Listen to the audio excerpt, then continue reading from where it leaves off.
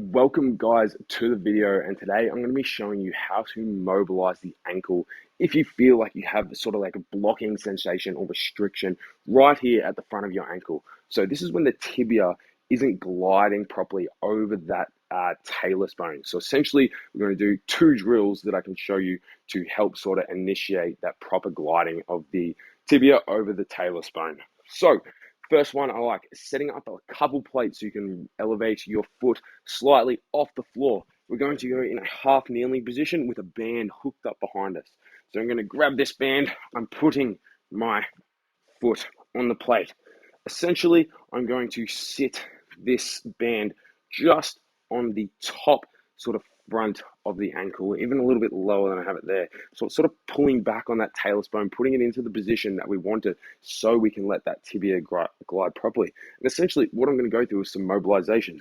So I'm just going to put my weight on it and push my knee over my toe as far as I can. And the reason we're doing sort of pulses rather than holds is so that we're teaching that proper gliding of that tibia over that talus bone here. So boom, you'll start feeling it actually smoothly gliding over as you're going through this here. I like to push my knee a little bit outside, so towards sort of the fourth toe on the foot here, trying to keep my heel down as much as I can to really promote as much dorsiflexion as possible here. And so I'm just going to go through a few of these. So this is the first drill. And so if you need it pulling back harder, just take the plates further out, get more pull on the band here. The second mobilization drill that we want to set up is essentially a progression on from the last one.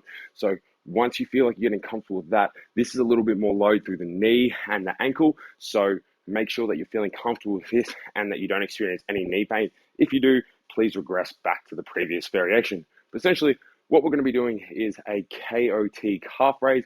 If you don't know how to do that, I've got another video explaining how to do the KOT calf raise, but with a joint mobilization at the same time. So you need to be strong enough to be able to do a single leg KOT calf raise. Essentially, I'll show it through this right foot. So I might actually even slide these back a bit. We want a bit of tension on these bands here. So, because I actually want it pulling back on that. So I'm going to set it up in the same position we had it on the previous joint mobilization. Setting my foot away from the wall, going to push my knee as far forward as it is comfortable for me to do. Essentially, I'm going to do my KOT calf raise. So keeping the knee the same distance from the wall, I'm going to press up through the ankle. As I lower down, I'm not bringing my knee back, keeping the knee forward. I'm trying to bring the shin as close as I can to my toe here, and that's what will really get that mobilization and that stretch through the soleus, as well as pulling the talus bone into the place to let that tibia glide through properly. So here I'm really spending time in this bottom position, as you can see, to really reinforce that position. Here, hold for a couple seconds and then back up. If you need to make that any more difficult, you can add additional load. So it would be the same as essentially a normal single leg KOT calf raise setup.